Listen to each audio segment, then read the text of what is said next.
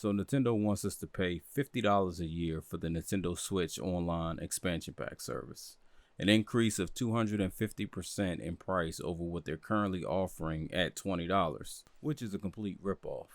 Let's discuss why.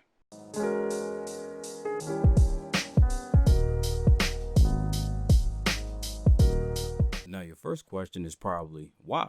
Why is it a ripoff? So I want to start by giving you the history of the Nintendo Switch Online service since the NES console was first added to the service. Because if this new expansion pack follows in the footsteps of the previously released consoles, the Nintendo and the Super Nintendo, then we are in for a huge disappointment. The NES console was added in September of 2018 and launched with the 20 games seen here. From October 2018 until the end of the year 2019, Nintendo added another 30 titles, which bolstered the lineup to a total of 50 games. These 30 additional games gave us a new game release rate for the NES console of around a little under 3 games a month. Not bad for $20 a year. After 2019, the new game release rate plummeted through the floor for the NES console. From the start of 2020 all the way up to right now, the NES console has released only 8 additional titles, for a total of 58 titles. Yes, you heard that correctly. Over 2 full years, 24 months, Nintendo gave us 8 games for the NES console, with 6 of those 8 being in the year 2020, which is an average of 4 games a year.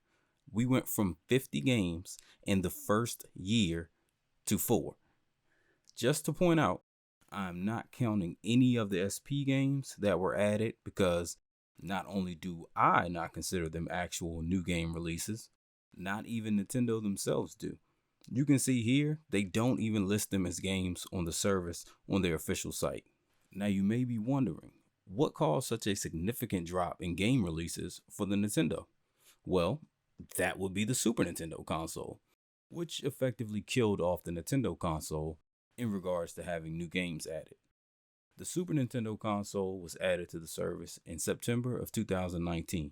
It also launched with 20 games, and over the next year until the end of 2020, Nintendo added another 19 games to the Super Nintendo console. So, a little more than a game a month. So far in 2021, they have added 11 games to the service, which brings us to a total of 50 games. Now you may be thinking, wait, but if you look at it this way, the NES has 58 games over 3 years, which is almost 2 games each month. And the Super Nintendo has 50 games over 2 years, which is a 2 game a month rate. And you'd be right, but that is not the huge red flag. The huge red flag is the massive drop off of support each console gets over time, while you continue to pay the same amount of money to use it. There's a really funny thing about when these consoles hit 50 games as well. Once they hit 50 games, another console is released, and then they essentially lose support altogether for the previous console. The NES hit 50 games, and then the Super Nintendo came out.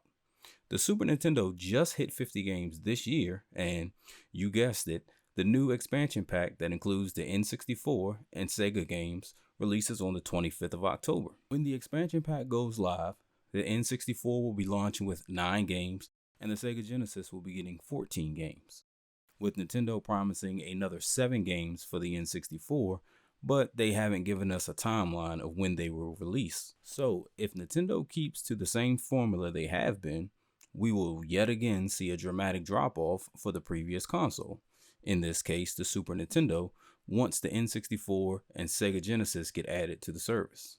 Except for this time, instead of paying $20 a year for a dwindling service, we'll be shelling out $50 a year.